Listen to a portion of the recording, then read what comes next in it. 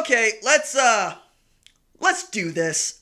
I put together a 64-person bracket where I wanted to know what people thought might be the greatest Sooner of all time. In my head, I started with football players. It's like there's not enough good football players to fill out this bracket. I'm sorry. I mean that. I genuinely mean that. Like, you could put all the All-Americans on the list if you wanted to, but when you're talking about people that mean something to this university, there just aren't that many. And then I looked around at Oklahoma's athletic tradition, and I was like, oh my goodness. Maggie Nichols, Patty Gasso, Lauren Chamberlain, Stacey Dales, Brittany Borman. And those are all just women, right? And I decided to write down a number of names on a legal pad, that very scientific way. And there's some folks that I wrote down that didn't make it into the bracket. And then the hardest thing was seeding them for what I thought they meant to the program and what I thought they meant to their sport and what I thought they accomplished as individuals as well. And I came up with the seeding that I have. So, Colin, I'm going to submit it to you. We can either start talking about who I left out, or we can talk about the seeding, or we can just go round by round. Because we're going to I got voting going on. We're recording this on a Thursday. I have voting going until 5 o'clock on that Thursday. And many people have shown up, and I'm interested in the results. And we're going to take this round by round to see who the best is. I'm going to recap it on ouinsider.com so you won't miss anything. But if you do want to participate, go to my Twitter account. It's on my personal Twitter account because I didn't really think it was going to be this big a deal. And then our editor at OUI was like, dude, you got to write about that. I was like, I was having a good time, Joey. And he's like, yes, now we all want to have a good time. Please write about it. And I was like, okay, I'll do that. And honestly, the discussion has been awesome. Like, I've loved seeing everybody just flay me for my seeding and flay me for whom I left off or didn't include or who just got a crummy matchup in the first round. And I'm going, okay, I'm here for this. As a sports talk show host, I live for this, right? And now the masses, or at least the people who follow me and chose to vote, or at least got this tweeted into their timelines, are going to have something to say about it as well. Well, it was an awesome idea by you, and I'm really glad you put it out because, as we all know, now more than ever, we need something to talk about. But, man, I want to start off by saying, hey, people that are complaining about the seating, this is harder than it looks, and I give you props. It is not easy to take a storied university and say, yeah, this guy or girl is behind this individual and these rankings, and then justify that to the masses. So props to you for going through it and then taking the beatings with it. I just think this is a good thing for us all to unite and discuss as we all wait this thing out. I don't know if I should lead with the one person I just firmly believe has to be on this list. Absolutely lead with it. Absolutely do that. All right, here we go.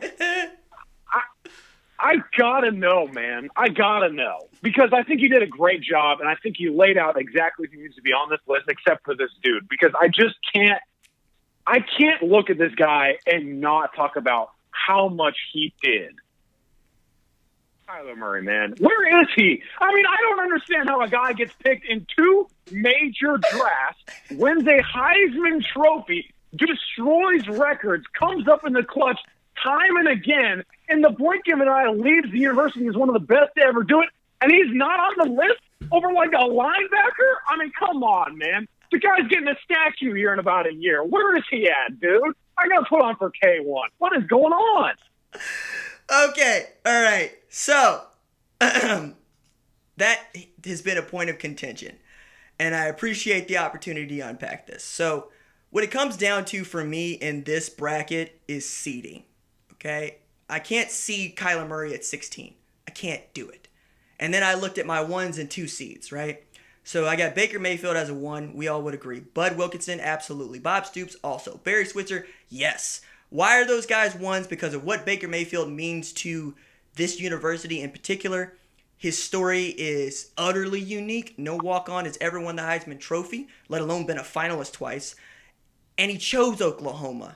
And he rode it out for more than 1 year as the quarterback, but also he wanted to be here, and he had to work at it in a way that simply Kyler Murray did not. So, that's 1 seed. And then if you're looking at 2 seeds, Patty Gasso's a 2 seed. Adrian Peterson's a 2 seed. Who did I have? Leroy Selman is a 2 seed. And Billy Sims is a 2 seed. You gonna knock off any one of those people from a 2 seed? I don't think so, dog. I'm just not. So by the time I kept going down with this, well, I'm not gonna knock out a 7 seed like Lauren Chamberlain because she accomplished more than Kyler Murray did in her career, and frankly, her teams were better. Like if you go through the lower seeds and you look at a Brittany Borman, for instance, she won 4 national championships at Oklahoma. 4. She's an Olympian, and Olympians get a little bit more to me because it's so difficult to do, right? So like you mentioned Kyler Murray, who's the only Heisman winner I didn't include here. Jason White comes back from 2 blown ACLs and takes a team to a national championship game. Yeah, he's on the list, even as people don't necessarily put him in the same recency bias, I think, as Kyler Murray. And Kyler played 1 year, and he didn't immediately pick Oklahoma. And the idea for Baker Mayfield to end up at Oklahoma was entirely his, whereas the way that Kyler told this story, and I appreciate it, is Bob Stoops got, basically a call from Kyler's head coach in high school and said, Kyler's looking to transfer. Would you want him? And he took it to Lincoln Riley and said, would you want Kyler Murray? And he basically browbeat Kyler Murray into signing his financial aid agreement. He wanted him. He was recruited, and he's the number 1 player coming out of high school. So, yeah, you were also supposed to be this good. And you didn't immediately choose Texas or OU. You chose the place where you thought you were going to be better. And quite frankly, your dad played quarterback. And I get that. But you also didn't get to play baseball there, right? OU is the place that gave you an opportunity to play both sports with one caveat. No matter what you do, we need you to play 1 year of college football. Now, he ended up being the best college football player in the country. And he ended up being a number 1 overall pick. But nobody thought that was coming. And I'm going to throw this in here. Jalen Hurts isn't on this list. He finished runner-up to the Heisman Trophy. And he's had a more unique career than Kyler Murray has. But I'm not going to put him anywhere near this bracket. Because I don't think he means as much to the university itself. And that's what this bracket mostly is about for me. What do you mean to this university, right? There's one dude that I think that I regret not including immediately, just looking back on how I did these things because I was so enamored with Mark Schultz, and it's Danny Hodge. Danny Hodge is one of the greatest wrestlers of all time. But Mark Schultz and what he means to wrestling and what his family, quite honestly, means to wrestling. Having won 3 gold medals in the 80s, man, at the world championship level. He won the 84 Olympic Games. He won a national championship at Oklahoma. That meant a ton to me. And it was either Schultz or Hodge. And Schultz might have my head for this, but Mark Schultz meant more to me than Danny Hodge. I wasn't around for Danny Hodge. I was barely around for people to tell me stories about Mark Schultz because he won that gold medal in the Olympic Games in 84. Same year my parents got married. I was born 3 years later, right? So I understand if you think that Kyler Murray should be seated somewhere and this obviously somebody you would kick out. But I genuinely appreciate all of these people that I've included, and I think they mean something special to the university and not just being great players. Yes, perfectly said by you. I certainly understand the varying aspects of it all.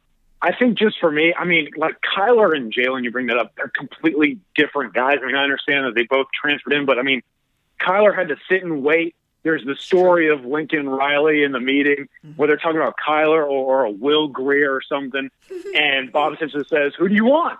And Lincoln says, well, they're all going to be good, but if we get Kyler Murray, he's going to win the Heisman Trophy. Yeah, man. And then he did it. Yeah, man. He did that. Yeah, man. And then he became the number 1 overall pick in the NFL draft, and he hit 295 with like 10 or 12 homers and became the he was the top 10. I think he was number 7 or 8 to the Oakland A's, I remember correctly. I'm so heated up about this because, to me, Kyler Murray changed the environment of the university in a short span of time. Similar to like a Trae Young, right? Look, I understand why people want to put Trae on the list because he's a Norman kid, came in for 1 season, and blew up. He put OU basketball on the map after that weird span of time between Buddy Hield and the crew. But from my perspective, especially someone that watched Kyler attain greatness no matter what he did, there's something to be said about him stepping in after waiting it out and then being doubted by so many people. He's too short. He can't be as good as Baker. And then not only was he as good as Baker, in some ways he was even better. It's true. And he impacted 2 sports. And now he's getting a statue after so many questions surrounding him. And now he's on a team in the Arizona Cardinals with Cliff Kingsbury, and he's doing the same kind of stuff in the NFL. So I don't know. I just, from my perspective, you look at a guy that went top 10 in 2 different drafts. He waited his turn. He met every expectation. He answered every question. And he's still someone that comes to university. He supports the program. That's why I understand some say, well, he wasn't a true Sooner at the beginning. He became one. And he maybe exceeded expectations as a Sooner in his short time on campus. So that's where I see it. But I'm sure we want to get into the actual seeding here in a little bit. I mean, he also lost to Texas in October, so there's that. Just gonna. Are we sure it was him, or are we sure that it was a certain defensive coordinator? Pardon me, sir. He threw 2 picks in one half. Wasn't he the guy that was running down the sidelines, surging the comeback, and then Ticker the kicker sealed the deal? And he also had 400 all-purpose against Alabama in a beatdown, but he was there. Nope. Look, hey, if I had thought about a play-in game, because again, I am overwhelmed by how many people thought this was a worthwhile thing to do. I probably have an 11-11 game or something like that with Danny Hodge and Kyler Murray, and people would yell about the seeding because one of those guys is going to lose. It's probably going to be Kyler. But it is a 64-person bracket, and I felt good about it. But I appreciate that, and I submit Kyler Murray is one of the greatest athletes to ever play at the University of Oklahoma, or frankly anywhere. We'll never see another like him. Just didn't make my bracket. You feel free to make your own bracket, people. It goes for you too, Colin. All right, so seeding. I had 4 regions. I had Owen Field, I had McCaslin Fieldhouse, I had Lloyd Noble, and I had Marita Hynes. Okay, those are the 4. And right now, I got. If the seeding held, Baker Mayfield meets Bud Wilkinson in the semifinal, and then Barry Switzer would meet Bob Stoops in another semifinal to shape up for what I thought would be a fantastic Final Four. But, I mean, some of this is fascinating because, results have already come in. So I can go round by round if you want, and we could talk about each one of these folks, or you could pick out, or I can pick out what I thought were interesting matchups, because mostly this was also to... Everybody knows who Adrian Peterson is, right? But I put Darrell Royal as a 15 seed because I think as much as we all have feelings about the University of Texas, Darrell K. Royal was also one of the greatest Sooners to ever play football there, and he still got the interception record. Like, people forget that. Like, he's still at the top of some record books at OU that he set in the 40s. Like, come on, man. And that was really what I was all after and what they mean to the university. Like, this morning, my producer on my radio show got after me because Gerald McCoy is a 12 seed. And I'm like, yeah, but Roy Williams is a 5 seed. And he said, yes, and you match them together. It's like, it ain't supposed to be easy. Like, one of those guys you can make an argument is a better player. One of those guys is just a better Sooner. But I mean, that's the point, right? It's supposed to be the kind of thing that you stress over. Because, as you said, we want to go through this. We want time, but it fills me with such joy to hear people that are having hard times with matchups. Because I'm like, then I did my job. That makes me feel good. So did you want to go seed by seed, or did you want to go with what you thought were interesting matchups?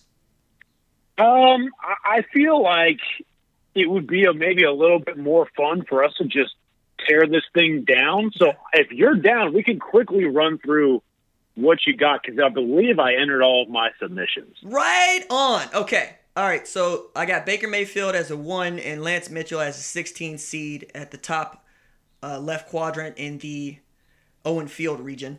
Some argument about the 16 seed from Lance Mitchell.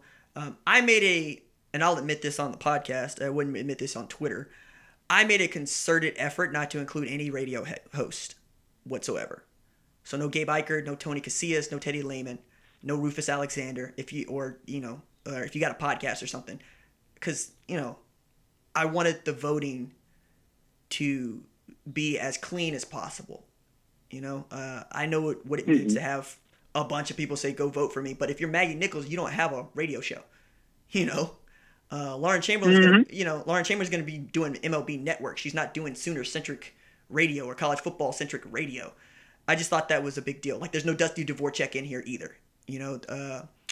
Although there's no Tommy Harris, and we could talk about that. But what do you got for Baker Mayfield and Lance Mitchell? I went with Baker Mayfield for obvious reasons. I mean, the guy was supposed to have a statue unveil at the spring game, and now that's up in the air. But his recognition is still deserved, so I took Baker Mayfield in the first round. Right on. In the 8-9 matchup of women's gymnastics coach, current KJ Kindler, and Olympian Will Clay, who you got? I went with KJ. I just think she means so much to the university. Obviously, what she's done as a coach is outstanding, and I think she's also a great person. I kind of also factor that in because what are you doing for the community? And so, for me, it was kind of an easy choice. I went with KJ Kindler. Right. Will also medaled in the Olympic Games, which means so much to me. But I could see KJ easily there. I was actually excited about that 8-9 matchup. Lincoln Riley is a 5 seed, and Curtis Lofton has a 12 seed. What do you got? I went with Lincoln. I just feel like I understand he's been here 3 years, but at the same time, he's also the guy that has been to the college football playoff every single year. He has won back-to-back Heismans. He has sent someone to the Heisman Trophy ceremony basically every single time. So I'm going with Lincoln as a head coach. And, I mean, maybe if you want to factor in him as an offensive coordinator, it means even more. So Lincoln for me was an easy choice, even though I love my linebackers. Gotcha. Won't move into another linebacker. We got 4 seed DeMarco Murray versus 13 seed Torrance Marshall. DeMarco, I had to go with him. I mean, what he meant, I think it all was highlighted, obviously, in that national championship game against Florida. I grew up a Florida Gators fan. I think people close to me know that. But at the same time, I will admit that game was very different if a 1-4 seed DeMarco Murray is in it. So I went with the new running back coach at the University of Oklahoma. Didn't win no national title, though. Just going, Marshall's like, count the rings, dog. 1-0. 3 seed Sam Bradford versus 14 seed Daryl Hunt. And some of y'all will get that deep cut. I'm interested to see what you think, Colin. I had to go with Sammy B. I grew up in the Sam Bradford era, if you will, and what that guy meant not only to the program but to the state, second to none, really. He was just such a beautiful passer of the football whenever he was healthy. I would have loved to see him play his whole career without injuries, but at the same time, nothing in this world is perfect, as we know. So I went ahead and went with Sam Bradford as a 3 seed. Daryl Hunt, all-time leading tackler, does nothing for you people. I understand. Fine. 6 seed Josh Heupel versus 11 seed Donald Stevenson. I went with Josh. I went with the Batman, if you will. I just feel like the guy was an absolutely outstanding force on offense. I think for good reason he should move on in the first round. Stevenson, also one of the better offensive linemen ever produced by Oklahoma, and just take a look at his NFL career to take a look at that. 7 seed Stacey King versus 10 seed Steve Davis. Who you got? I went with Stacey, man. I mean, that guy obviously means a ton to OU basketball, and I mean, what he has meant to the program is everlasting. So I went with Stacey at the 7th seed, and I think it was a good choice by me. I think Steve Davis went 31-1 as a quarterback at Oklahoma. Just food for thought. 2 seed Patty Gasso versus 15 seed Wahoo McDaniel. What a name, right? I mean, as a 15 seed, he should get a higher seed if we were going on names alone. But at the same time, Patty Gasso, yeah. I mean, come on. What she's done with that OU softball program is outstanding. Arguably one of those dominant programs on campus when you go along with KJ Kindler and Mark Williams. So I think Patty Gasso, well-deserved first-round move on here. Wahoo McDaniel is also wrestling royalty.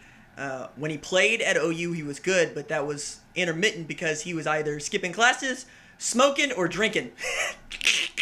Golly. All right, so let's move to the McCaslin region, which is seeded number 1, Barry Switzer versus 16 seed Mark Andrews.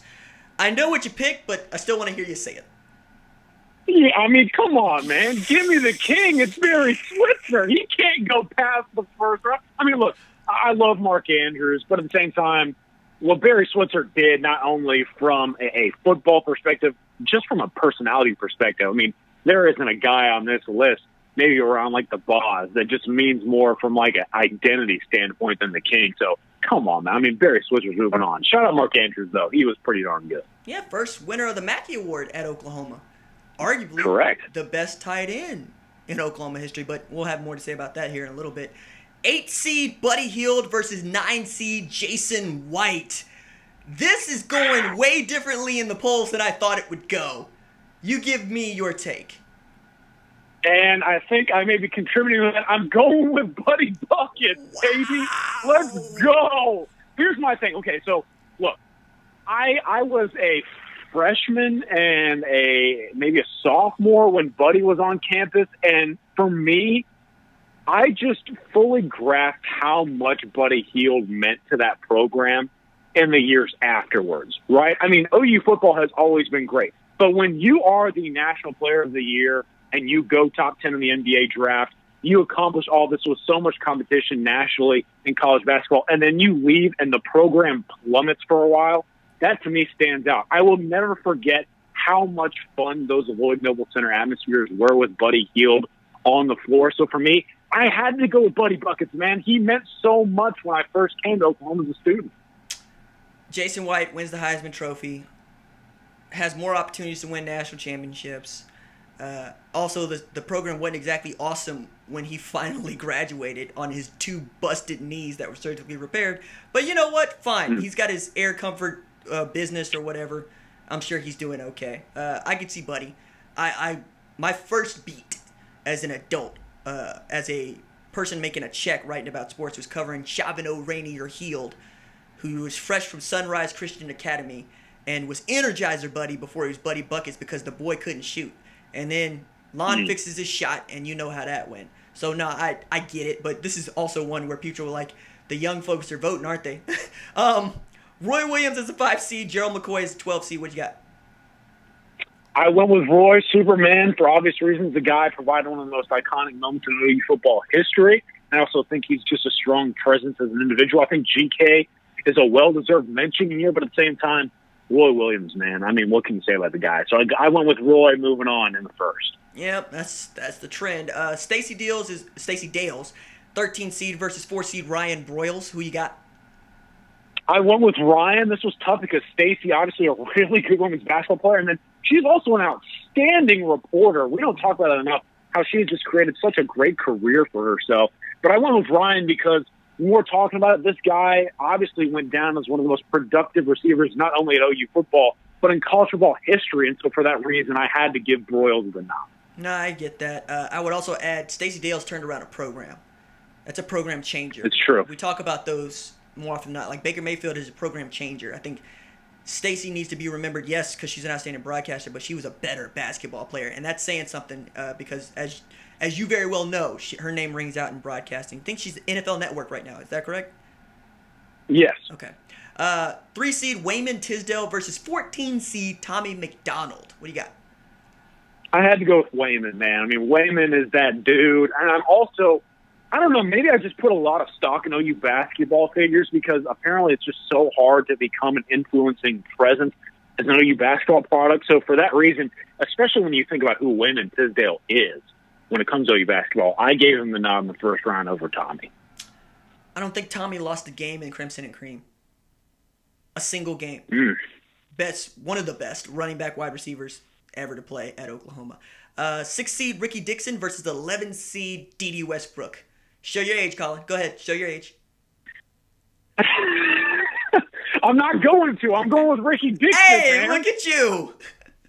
Hey, are you proud of me? I hope so, because I'm going to try not to be that 23-year-old. But, I mean, come on. Like, Ricky Dixon, obviously, one of the maybe, I don't know, underrated individuals in OU football history. I mean, he was an outstanding corner. He went on to have an NFL career. But, like, the guy at the time was just such a strong presence. I had to give Ricky the nod, and everyone, obviously, that has told me about him, I didn't get to see him live in person much, but obviously when you talk about what Ricky Dixon accomplished on the football field, it's something that should not be taken lightly. So I had to give Ricky Dixon the nod, especially because his legacy has lasted so long. And I'm not even sure that D.D. Westbrook is as maybe recognizable as a Ryan Broyles when it comes to OU football. No, I submit to that. Biletnikoff Award winner. Also, Ricky Dixon played in 4 straight Orange Bowls. 4. And I would also say, like, where would we maybe put D.D. Westbrook and C.D. Lamb? Like, is now C.D. Lamb over D.D. Westbrook? That's something that I also kind of threw in my mind. I think recency bias would lead you there, but Dee Dee says, look at the trophy cabinet. It's true. I'm serious. Like, we count rings, dog. We count trophies, It's like I had somebody that was trying to talk about Kendrick Maple and another wrestler that hadn't won a national championship. I said, I can't hear you over the sound of Kendrick's national championship. It's just the rings, the trophies, they mean something. They have to. Otherwise, what are we doing? 7 seed Maggie Nichols versus 10 seed Brittany Borman. I got to go with Maggie. I think she's one of the best all-around athletes to ever be at the University of Oklahoma. It's a damn shame that we will not get to see her play out the rest of her collegiate gymnastic career. But at the same time, just when you factor not only what she did as a member of the gymnastics program, but what she did for the world of sports, I mean, Maggie Nichols is moving on, and she's probably going to be moving on well into this tournament. So give me Maggie at the 7 seed for sure. Definitely a dark horse to make the Final Four. I'm going to be interested to see what people think. 2 seed Leroy Selman versus 15 seed Paige Parker. I obviously watched Paige Parker dominate and lead the OU softball team to a national title, but at the same time, I got to go with Leroy. I mean, what he did meant so much, not only on the football field, but off the field. I just think Leroy is such a key figure in OU history, not just football history. And so for me, I think he should get the right to move on. At the same time, if I remember correctly, are they still planning to build that statue of the Selman brothers? Mm-hmm. They are.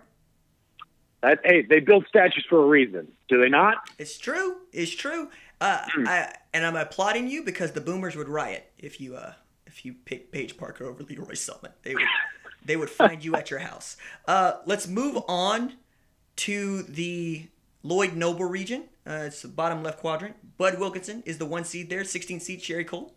I think I know your answer, but I want to hear you say it anyway. Yeah, got to go with Bud Wilkinson for obvious reasons. He is the easy number 1 seed moving on. Yeah, Sherry Cole deserves the 16 seed with the way she's been coaching the last couple of years. I said it. 8 seed Mark Williams against 9 seed L. Dale Mitchell. This is actually playing out pretty interestingly on the polls.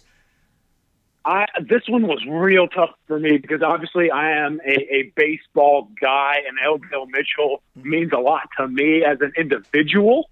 But at the same time, I also recognize greatness. And for me, Mark Williams is true greatness. And so I will give Mark the nod, even though this one is grimacing to pick. Mark Williams moves on for me. L. Dale Mitchell might be the greatest OU baseball player ever. I believe he had back-to-back seasons of like 490 and 507 batting, which is stupid. Like, what?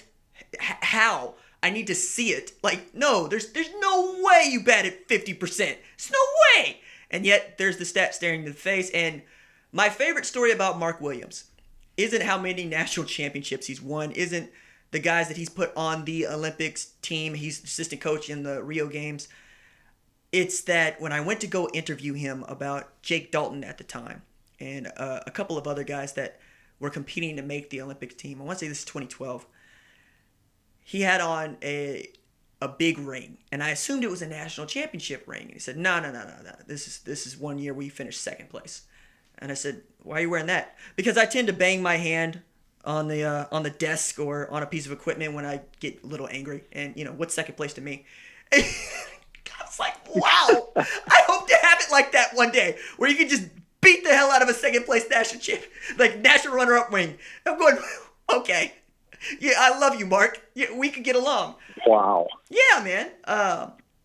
Also, his kids are ultra competitive. Like, they lost out on the national championship, I want to say last year, and his kiddo left him a post-it note to dad saying OU gymnastics will be back next year winning national championship. And I'm like, yo, okay, his kids get it. I'm here for this. 5 seed Derek Strait versus 12 seed Landry Jones. This is tough, man. I think Landry is that dude when it comes to just the pure records. But I'm also someone that firmly believes, again, that you have a strong reputation for a reason. And so for me, I went with Derek Strait. I mean, Derek, an obvious monster at the cornerback position. He was, if I remember correctly, a top 3 round NFL draft selection. And he's another guy that, like we talked about Ricky Dixon, everyone used to tell me about how much Derek Strait really stood out on the football field. And so for that reason, I had to go with Derek in this first round and allow him to move on to the 5 seed.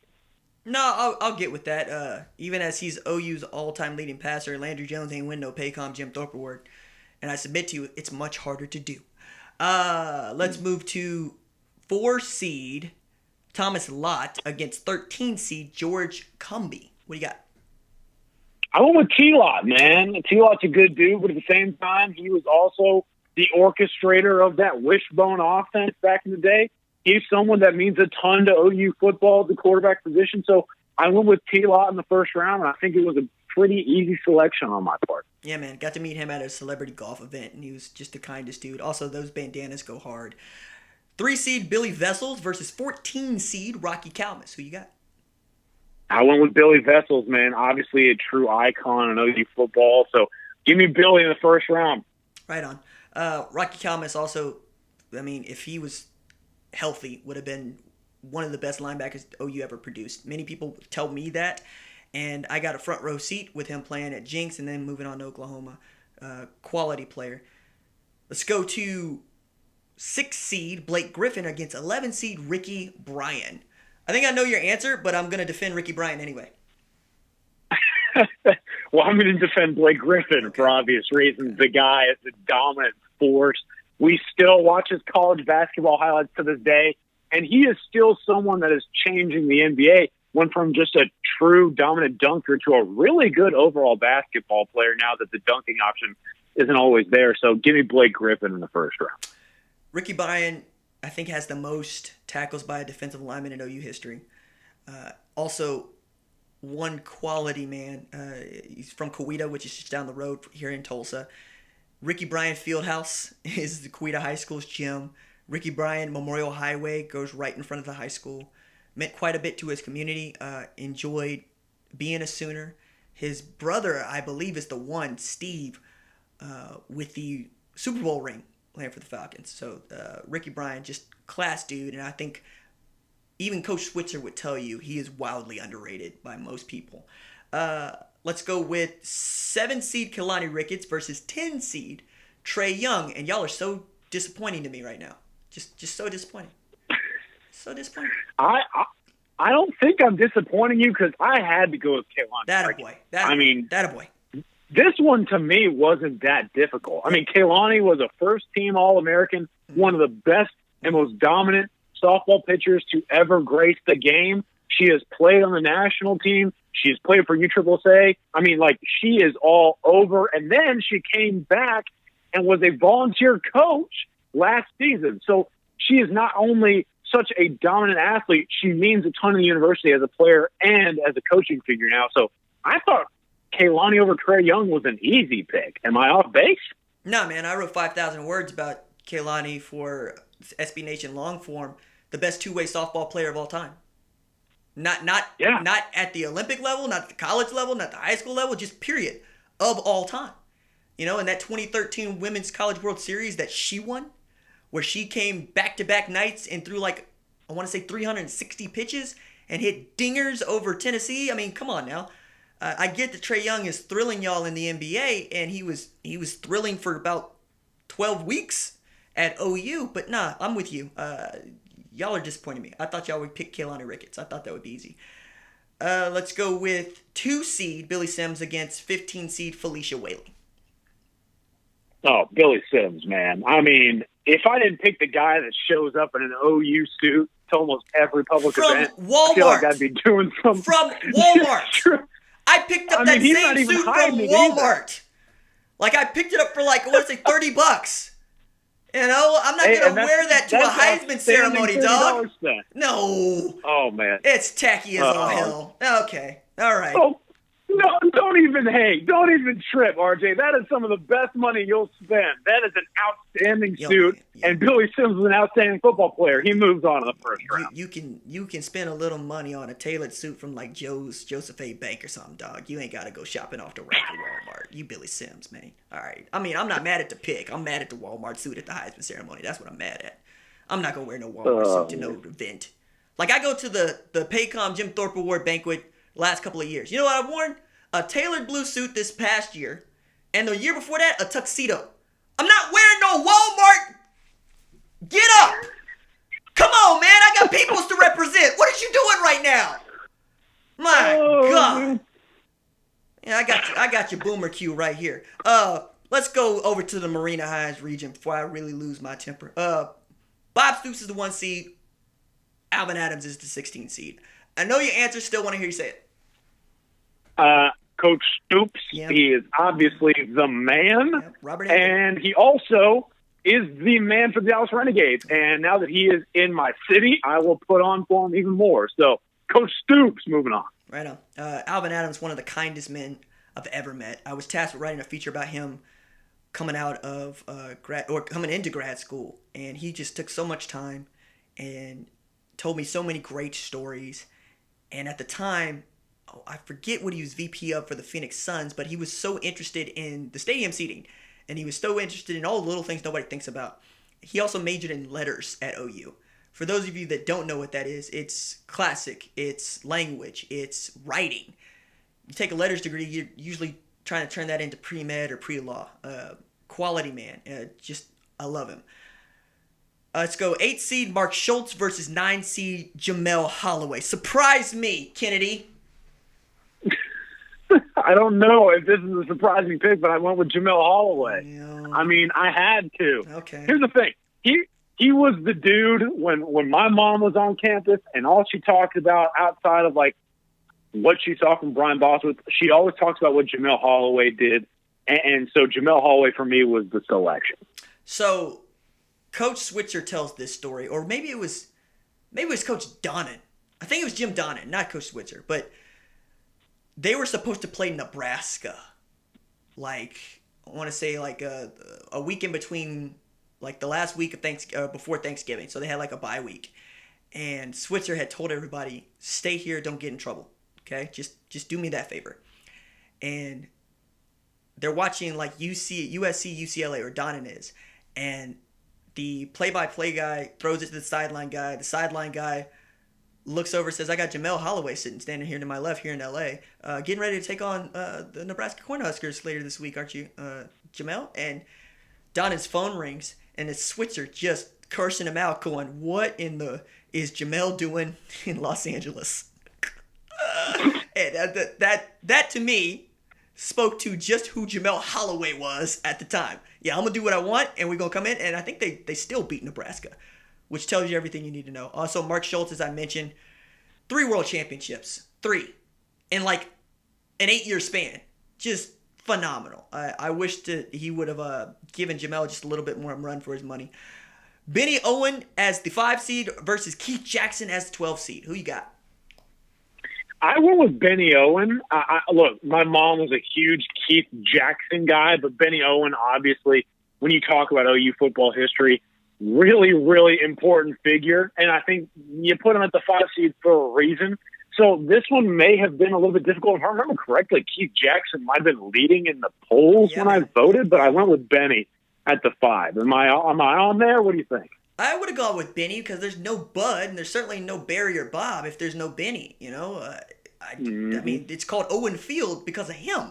That's his name. Exactly. Right? But Keith Jackson just means so much to a certain generation of people. And I get that. And I'm glad, you know, the same people that are yelling about Trae Young going through and the youngsters beating out the old guys, I'm saying, y'all all voted for Keith Jackson. We weren't around for Keith Jackson. Keith Jackson was a tight end of a wishbone offense. What do we know about that? You know? Come on now. Stop that. You will run end routes to Keith Jackson because you get mad because he couldn't get the ball. I love those stories. 4 seed Brian Bosworth versus 13 seed Jimbo Elrod. I'm going with the Boz, man. I'm going with the Boz for obvious reasons. I mean, the guy was not only an outstanding linebacker, but what he has meant to the world of sports for so long now. There's something to be said there. So give me the Boz in the first round. I would argue that there is no Boz without an Elrod. That would be my counter. You know, I respect the folks that came before, but I get it. I understand that one. We got 3 seed Steve Owens versus 14 seed Kevin Bookout. What you got? Yeah, we're coming down the stretch here. Steve Owens was the pick for me. I actually have a Steve Owens signed little poster, and it's one of my favorite things that I own. So Steve Owens is the man, and he is my selection in the first round. Yeah, OU's second Heisman winner. Told great stories. There's one game I want to say at 69. Maybe it's a little bit later because I think Switzer was there. But the story is Steve Owen called timeout, and coach wanted to know why the running back's calling timeout. He says, because I need a blow. And he says, hurry up. He says, I'm going to take my time. Because he got 40 carries or something that game. And he was like, nope, I'll be here as long as I'm going to be here. Because all you're going to do is keep giving me the ball. And I'm tired. And it's like, okay, I appreciate that. Kevin Bookout, also great two-sport athlete. Could have been, he's up there as one of the great state of Oklahoma athletes we've ever produced. Sterling Shepard at the 11th seed, Rod Schote at the 6th seed. This is one where the boomers are going, too many millennials are voting in this thing, man. I felt like I was making the right play here, and I went with Rod Schote. Mm-hmm. And for obvious reasons, the guy in the Big Eight was a dominant force. I believe he was an all Big Eight selection like 3 or 4 times. Mm-hmm. And also just such a crazy good linebacker. So for me, Schote was the easy pick because he got so many various awards and continued to show dominance year in, year out. But I don't know. I understand that young people like me would pick a Sterling Shepard just because of him jumping over Tennessee defenders into the end zone, if you will. He's actually one of the guys that I'm thinking about, one of the people that I'm thinking about when it comes to what does it mean to the university. Because as you know, his dad played at Oklahoma, tragically died when he was a kiddo. Was at games as a small kiddo and more or less was running around in Bob Stoops' pocket, coming up at Heritage Hall in Oklahoma City, ended up as, I think, a 3-star kiddo that showed out by the time it was all said and done. And he's a kid that's really a grown man now it was easy to root for. I just remember writing about him as a high school kiddo. Yeah, I can go either way on this one. I get what Rod Schote means. I also know what Sterling Shepard means to the community. 7 seed Lauren Chamberlain versus 10 seed Billy Tubbs. What you got? I had to go with Lauren Chamberlain, man. Whoa. Dingers. We're here for them. Look, when we talk about like Kaylani Ricketts, one of the best two-way softball players of all time, we're also talking about Lauren Chamberlain, one of the greatest power hitters in softball history, and what she has meant to the softball community. There's something to be said for that. I think Lauren Chamberlain is definitely someone that, I don't know if she gets overlooked, but at the same time, she's definitely someone that, to me, doesn't always get her recognition. She just became such a true sensational player in OU softball uniform. So I went with Chamberlain the first round. Yeah, Billy Tubbs, the best men's basketball coach in OU history. The most popular softball player in OU history got to be Lauren Chamberlain. And up until Maggie Nichols just decided to start destroying records and popping off perfect 10s, like the rest of us get out of bed, she was probably the most popular player not playing football, right? And I get that. And the softball community loves her. I think she's working as an analyst for MLB Network now. And then finally, our 2 seed Adrian Peterson versus 15 seed Darryl Royal. You got it. Yep. To wrap it up, the argument that you brought up at the top of the podcast, I feel like this is kind of an anticlimactic end, but I got to go with AD, man.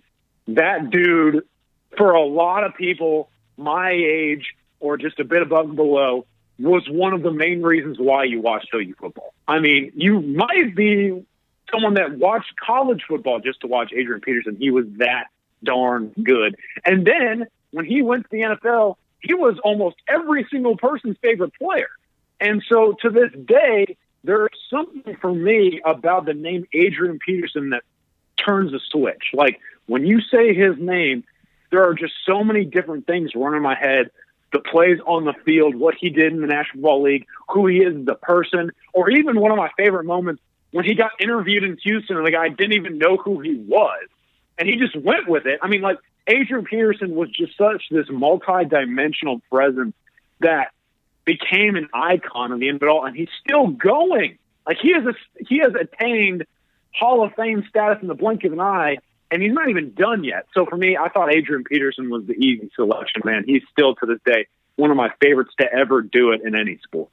Yeah, man, I would add Darrell Royal's name is still at the top of record books as a player. He's a native son. He's from Hollis, Oklahoma, and he went to Texas and won national championships, you know. That would be the only argument. I made him 15 seed knowing what this would do, but I was also kind of interested to see that, you know, somebody voted for him, and that person has yet to reveal themselves. Maybe it was a Texas fan just trying to get out. Somebody asked me, where's Top Dog? I said I would sooner rank the Golden Driller, and he went to TU. Okay? All right? That's what I feel about that. Where's Hollis Price? I would sooner seed Courtney Paris. Okay? That's how I feel about that. We're going to keep doing this. When I put up the second round, which probably be in a couple of days, I encourage you all to participate. I'm interested to see what Colin thinks going forward, especially as we get these numbers from the vote, which are going to be who moves on. It's not what I think. I mean, I made the seeding, but after that, it's what you think, right? And I'm interested to find out what you think. Please vote. For all of you that have voted, I sincerely appreciate it. I am, again, overwhelmed by the response. I did not expect this to blow up, but I also understand it's weird times, and I was just doing what I would normally do, which is being stupid and just writing stuff down. And I'm glad other people wanted to be stupid and write stuff down with me. Colin, is there anything you wanted to get out before we wrap it up? No, man, great stuff by you. I'm glad that you put this out, and I can't wait to keep chronicling this as it goes along. And so for all of you listening to this, participate in this tournament. Don't go outside. Keep your butt indoors and vote on the polls, all right? That's my national safety announcement. That's it for me. Amen. That's Colin Kennedy. Follow him on the Twitters at @CKennedy247. I deleted my Twitter account. Bye.